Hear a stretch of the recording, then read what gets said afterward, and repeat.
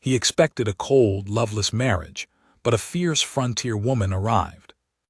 The letter was sitting on my kitchen table when I got back from the east pasture that Thursday.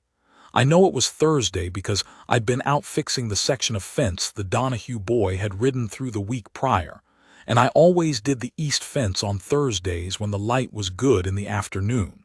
The envelope had my name on it in handwriting I didn't recognize. Neat, small letters. I stood there in my coat and barn boots and held it a while before I opened it. The way you hold something you already know is going to change things. Her name was Nora Prentice. She was coming from Abilene.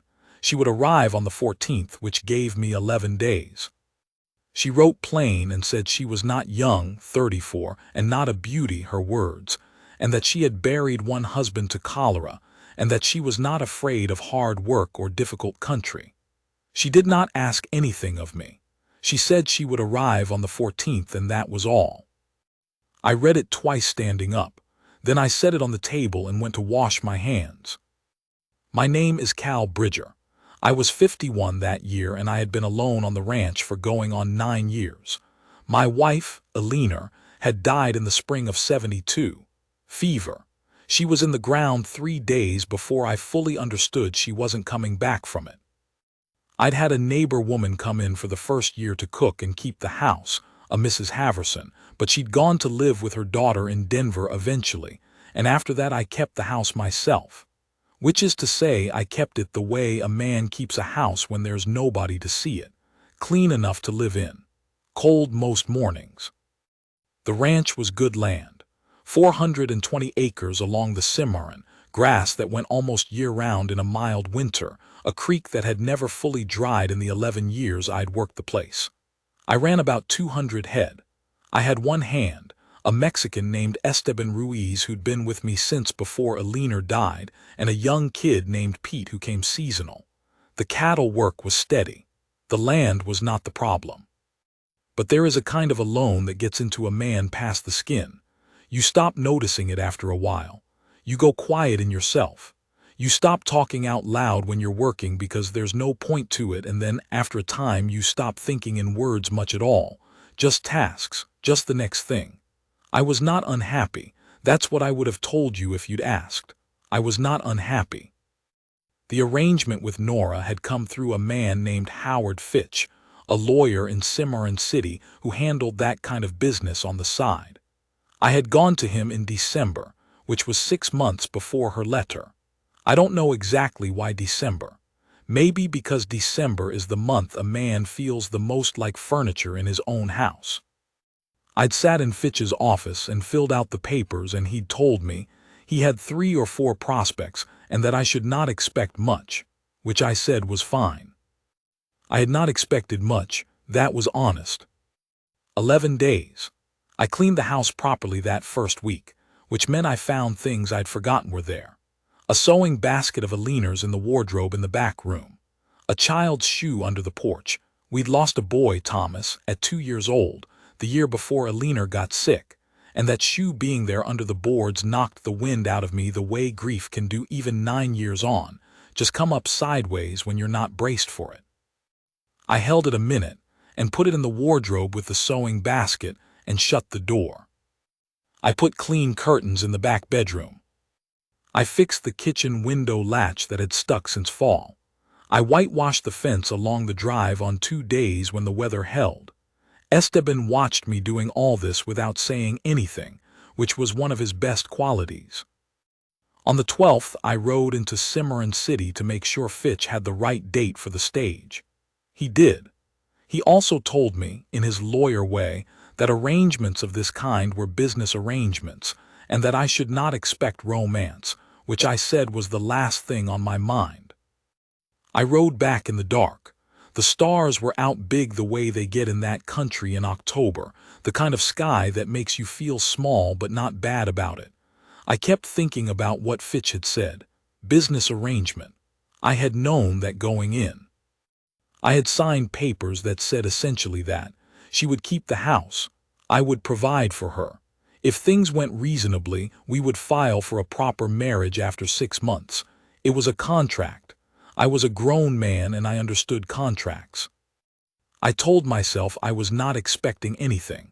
I was not even sure what I would have wanted to expect if I'd let myself. Something manageable. A woman who would be polite and keep to herself and not ask too much of me. The stage from Abilene came in at 2 in the afternoon on the 14th. I was at the depot an hour early because that is the kind of man I am, and because I had nothing else to do with myself that morning. I stood near the post and watched the street. She was not the last one off the stage. She was the second.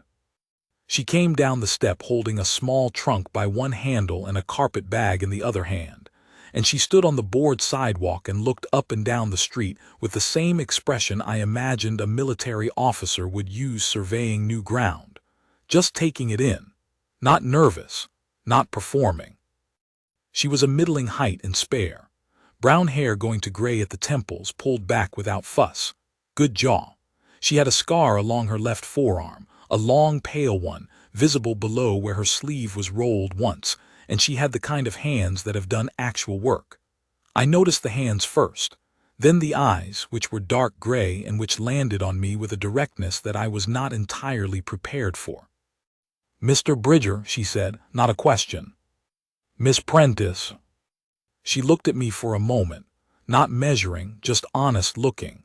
Then she held out the smaller bag and said, "You could carry that if you like. The trunk's heavier, though." I took the trunk.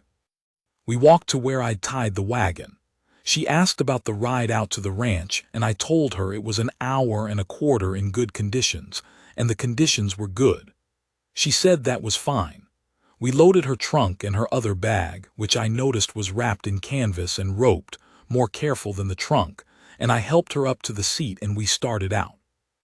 She looked at the country as we went, not talking much. Every so often she'd ask a thing: what crop did I run, how many head, what was the creek situation, practical questions. I answered them. She nodded. She wasn't nervous in the way I'd imagined she might be, and she wasn't cold either. She was just present, sitting there in the wagon seat with her back straight and her eyes on the land. About halfway out she said, "Your letter was honest." I said I'd tried to be. She said, "A lot of them aren't." I didn't know what to say to that, so I didn't say anything. She didn't seem to need me to. We got to the ranch at 3:30. The light was coming in flat and gold the way it does in October late afternoon, and I saw her look at the house and the creek willows and the cattle in the near pasture, and something in her face changed, though I couldn't have told you how. Not relief exactly. More like a person who has been holding a breath and lets a little of it go. I showed her the house. She walked through it without much comment, checked the kitchen, opened the pantry, looked at the range, checked the water situation, the well and the bucket. In the back bedroom she set the carpet bag down and stood in the middle of the floor for a moment looking at the curtains I'd put up, and then she looked at me and said, "Did you do those yourself?" I said I had. She said, "They're even. Most men can't hang a curtain even." I didn't know if that was a compliment, but I said thank you anyway. She cooked supper that first night, which I had not asked her to do. Beans and salt pork and corn bread, and she made it the way someone makes a meal who has been feeding people for years. No fuss, just steady. And she was done and had the table set before I'd finished washing up from the evening chores. We ate. She asked about Esteban, and I told her he lived in a bunk out back and ate out there mostly. She said she'd bring him a plate tomorrow, and I said he'd appreciate that.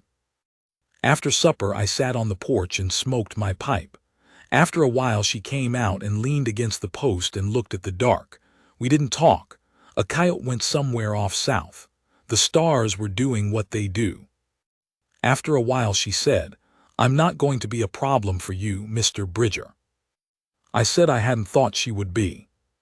She said, "I mean, I'm not here to make your life difficult or to be underfoot. I know how these arrangements work, but I'm also not going to disappear into the walls if that's what you were thinking. I'm a person." I said I knew that. She looked at me then the same direct way she'd done at the depot. "Do you?" she said. Not sharp, just honest. I thought about it. I think I'm still getting my bearings, I said. She seemed to accept that. She went in and I heard her close her door, not hard, just closed. I sat there a while longer with my pipe, thinking about what she'd said, not troubled by it, just thinking. The first 2 weeks were careful. We were both careful. She fell into the housework like she'd been doing it for years, which she had, and she did it without making it feel like she was proving anything. The kitchen got cleaner. The table had food on it at regular times. Small things changed, a jar of dried sage on the windowsill, a rag rug she'd had rolled in that canvas-wrapped bag put down in front of the range. The house started smelling different, warm in the mornings. I kept my distance, not coldly, just the way you do when you're respecting that another person needs room to settle in. I was out early and in late. We talked at supper. She asked sensible questions about the operation and I answered them, and she remembered the answers, which I noticed. She asked about the Donahue family to the north, and the Haverford woman who ran the general store in town, and the preacher whose name was MacLean. Not the asking of a woman gathering gossip, but of someone getting a map of the country she'd landed in. On the third Saturday she asked if she could ride out with me to check the South herd. I said she could if she could ride. She said, I grew up on a working horse operation in Kansas. I can ride. She rode the way she did everything. Competent, no show.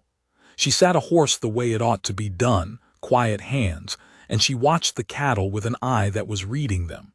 She pointed out a heifer that was moving off by herself along the fence line and said that one was fixing to calve early or sick, one of the two.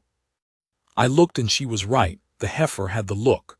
I cut her out that afternoon and by dark she had a calf, which is what the heifer had been about, just a little early.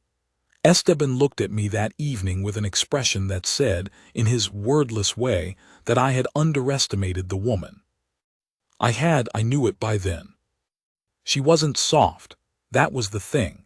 I had been prepared for soft, or at least for city soft, the kind of woman who would find the frontier hard and would let you know it. Nora didn't find it hard, or if she did, she didn't carry it out in front of her. She found it real and she engaged with it as real. When the first hard frost came in late October, and one of the water troughs froze overnight, she was out there with a hatchet before I was, breaking the ice, and she didn't make anything of it, just did it. Came in and warmed her hands by the stove and poured herself coffee like a person who has broken ice troughs before. I started talking to her in the evenings, not about much. The work, the cattle, whether coming or going.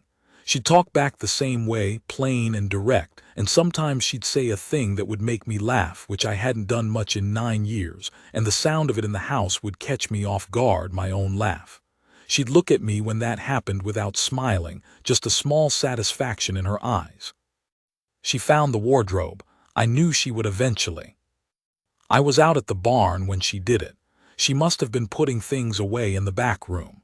She didn't say anything when I came in for noon dinner, and I didn't bring it up, and we ate and it sat there between us, not heavy, just present. But when I got up to go back out, she said, "There's a shoe in the wardrobe." I said yes. She said, "How old was he?" I said 2, his name was Thomas. She looked at me and then she looked down at the table. She said, "I had a girl, she was 4, scarlet fever." We sat there with that a minute. "Before my husband died," she said. "The same year, we lost them both inside 2 months." I didn't know what to say. There isn't anything to say. I said her name, just her name, Nora, and she looked up and I could see it in her face. The same thing I knew was in mine, that particular weight that doesn't go away, that you just learn to carry without showing it most days. She gave one short nod and stood up and took her plate to the basin, and that was that. But something had shifted. Some wall that had been up between us, the polite, careful distance, had come down a little on that side. Not dramatic, just a notch, like a door that had been latched and now was just resting closed. The first real trouble came in November. A man named Casper Denning had been working a claim up along the Cimarron north of me. running a few cattle on land he didn't have full clear title to. He was a bully in the way small men sometimes are when they've got a horse and a rifle, and there's nobody close enough to correct them. He'd had a running dispute with me since the summer before over a stretch of creekbed access, about 100 yards of bank that he claimed was his, and that I knew legally was mine by the survey. I'd kept it civil until then because civil costs you nothing, and I didn't want the kind of trouble that ends with somebody dead. In November, Denning's 2 boys, both of them in their 20s and both of them with more nerve than sense, cut my fence on the east pasture and drove about 15 of my cattle through onto Denning land. Esteban found the cut fence on a Tuesday morning and came and told me, and I went and had a look and counted the tracks and knew what it was. I went to Denning's place that afternoon, just me. I told Esteban to stay at the ranch.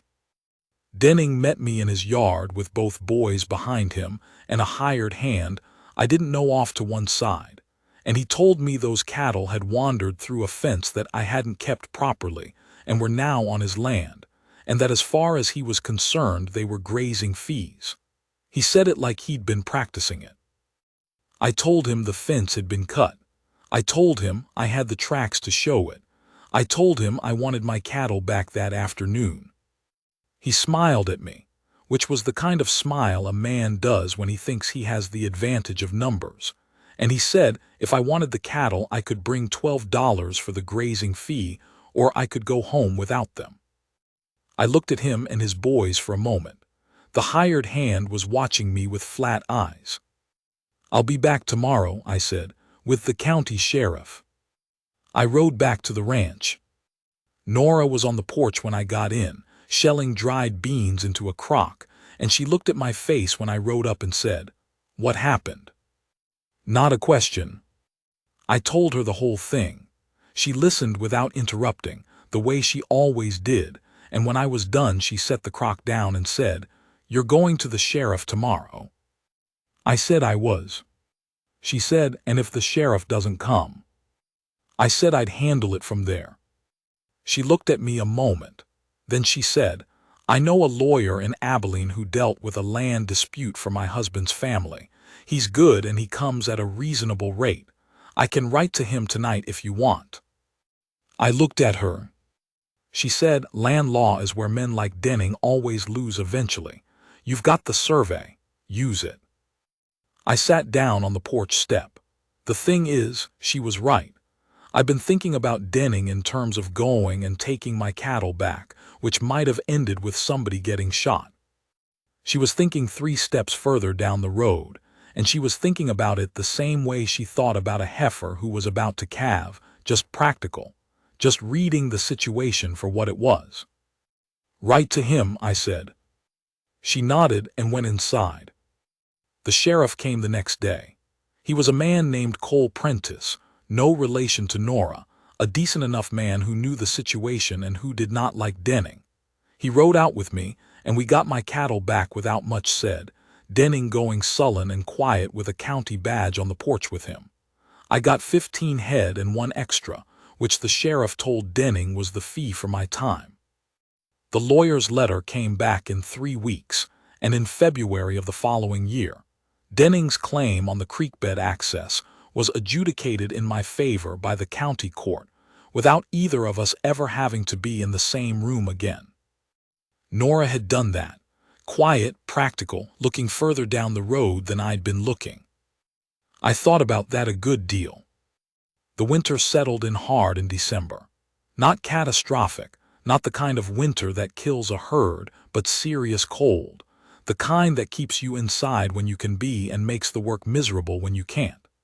Esteban and Pete and I ran through it steady, going out in the mornings and getting back before dark most days, hands cracked and feet cold and everything taking twice as long as it should. Nora kept the house warm. That's how I thought of it. Not just the temperature, though she kept the stove fed and the fire going, but something more than that, the way the house had a shape to it now that it hadn't had before. A lamp in the window when I came in from the dark. Food that was hot. Somebody to tell the day's particulars to. I had not known how much I missed that. The telling. Not news, not anything important, just the ordinary account of the day.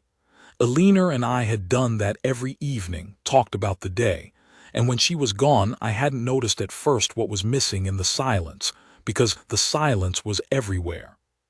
But Nora had come, and she would sit across from me at the table after supper with her hands around her coffee cup, and she'd ask how the day had gone and I'd tell her, and the telling made the day into something more than just a long stretch of cold and work. It gave it shape.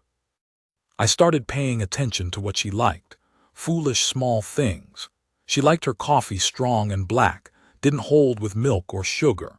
She liked sitting near the window in the morning with the light coming in. She had a dry wit that came out sideways when you weren't expecting it. She'd say one flat line that would take you half a second to understand was funny, and then she'd go right on talking like she hadn't said it.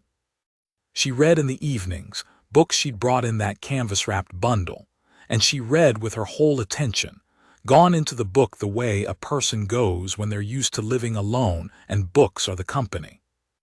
She was the most self-sufficient person I had ever met. She didn't need me, not the way some people come needing, with that pull on you that makes you feel cornered. She got along.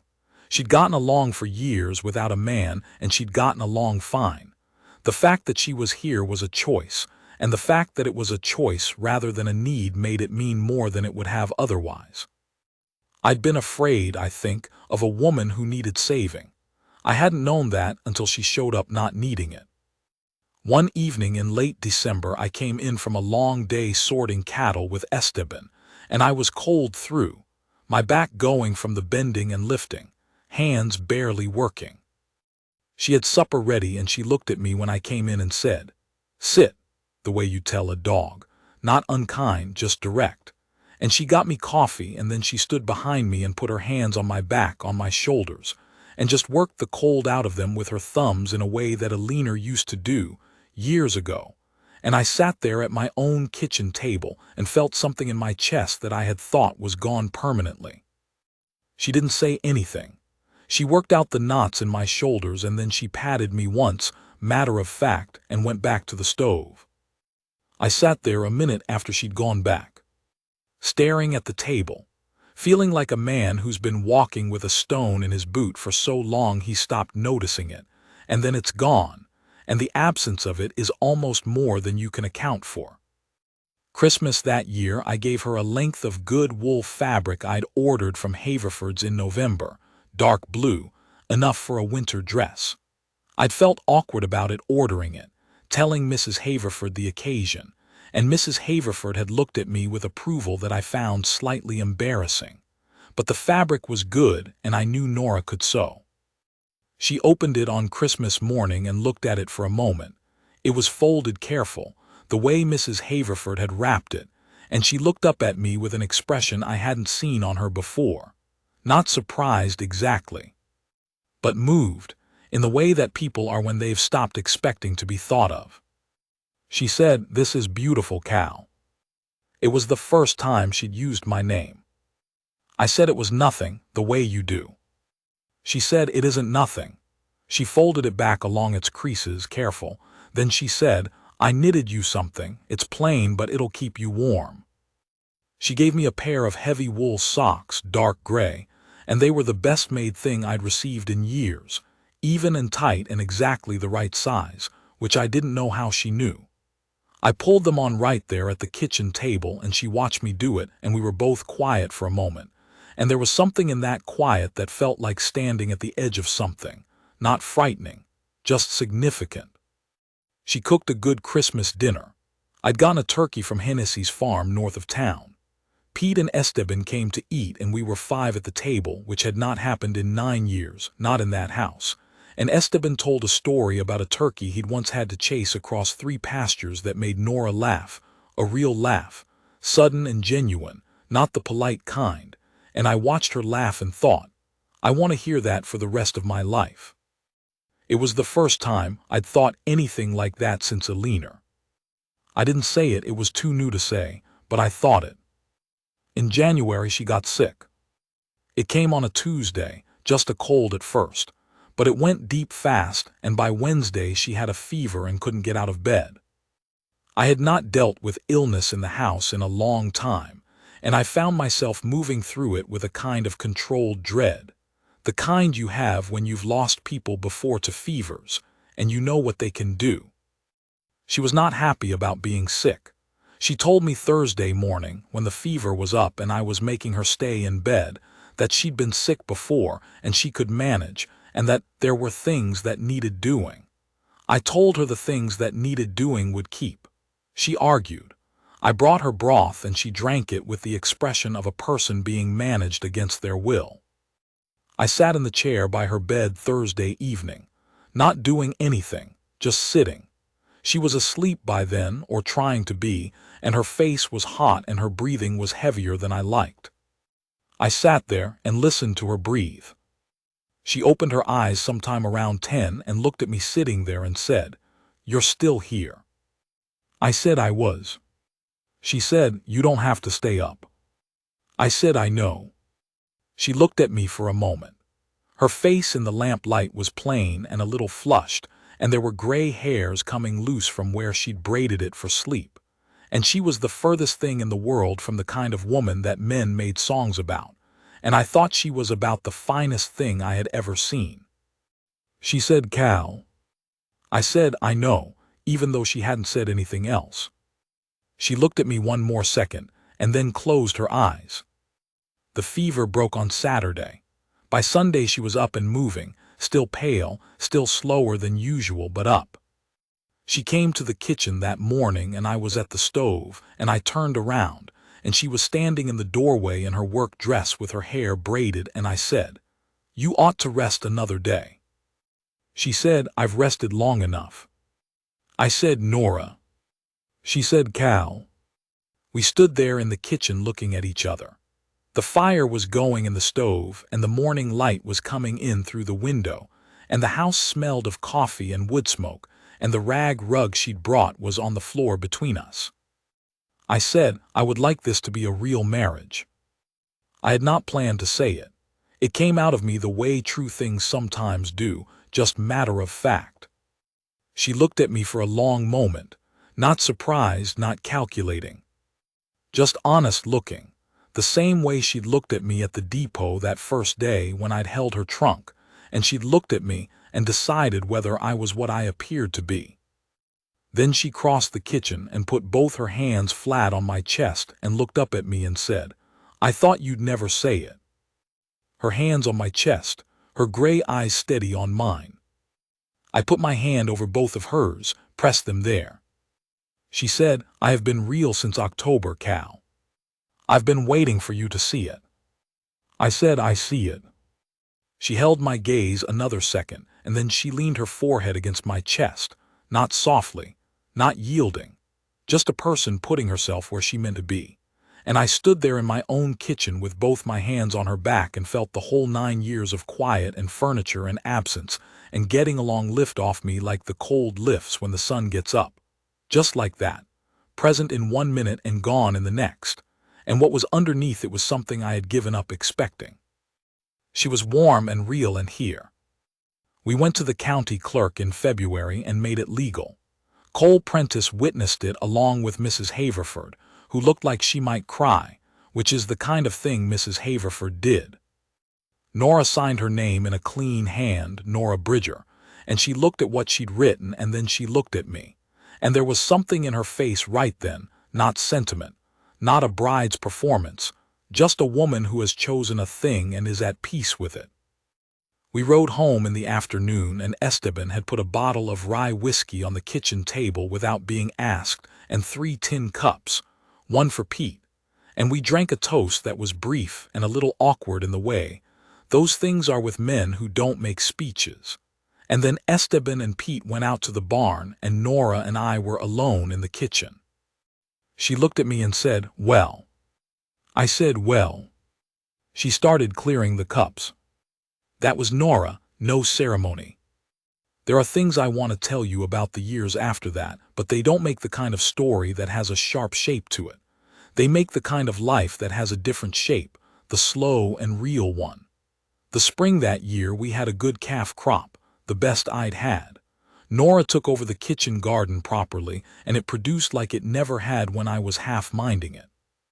She learned the cattle end of things well enough that, by the second year, she could have run the place without me if it came to it, which I told her, and which she said was the point. We had fights, real ones, not polite disagreements. She had opinions and she held them, and if she thought I was wrong, she said so directly and without apology, which was sometimes infuriating and which I would not have traded for a quieter woman if you'd offered me the whole Cimarron Valley. We got through the fights, came out the other side knowing each other better. She planted flowers along the south fence the second spring, just wildflowers from seed she'd brought from Abilene, and they came up sparse that first year and thick the second, yellow and orange and that particular dusty purple that grows in that country. In the mornings she'd sometimes stand at the kitchen window with her coffee, watching them when there was a breeze. I'd watch her watching them. I never told her that. There were hard times. The drought of '83 hurt us like it hurt everybody. We lost about 60 head that summer and the creek got low for the first time I'd seen it. I was worried in a way I hadn't been in years, looking at the water level and the dry grass, doing the arithmetic of the herd and the land and the account at the Cimarron City Bank. Nora sat with me one evening while I worked through it at the table, and when I was done she said, "What do you need from me?" "Just that, what do you need?" I told her I needed to sell 30 head in the spring regardless of prices, and I needed to pull back on the north pasture, and I might need to let Pete go for a season. She said, "All right, tell me what else." "Nothing else," I said. She said, "You sure?" I said yes. She put her hand on my arm and left it there a minute, and then she went to bed. That was the whole conversation. In the morning I felt steadier. I don't know exactly why. I'd known all those things the night before, had all the same information. But there is a kind of steady that comes from being known by somebody, from having a person sitting across the table from you who asks what you need and means it, and you can't manufacture it from the inside on your own. I'd been trying to do that for 9 years. I hadn't known what I was missing. I thought I did, but I didn't. Esteban left us in the fall of '86 to go back to his family in New Mexico. We had a supper for him, the 3 of us, and Nora made enchiladas the way he taught her, better than mine, he told her, which was generous. He shook my hand at the wagon when he left, and he held it a moment and looked at me and said, in his plain way, "You got a good woman, Mr. Bridger." I said I knew it. He said, "Good." He drove off down the Cimarron Road in the early morning, and the dust came up gold behind him, and I stood there watching him go until you couldn't see it anymore. Nora came and stood beside me. We watched the empty road. She put her hand through my arm, just took it, like it was the natural thing, which it was by then. We stood there a while like that. I was 62 years old that fall, and I had a good ranch and a good woman beside me, and I was worth something to somebody, truly worth something. The kind of worth you can feel in your bones when somebody who doesn't have to choose you has chosen you anyway, has seen you plain and chosen you. I don't know another word for what that is. I don't know that there needs to be one. After a while she said, "Come on, there's work to do." We went back to the house. The flowers were done for the season, just the bare stalks along the south fence, but I knew they'd come back in the spring. They always came back in the spring.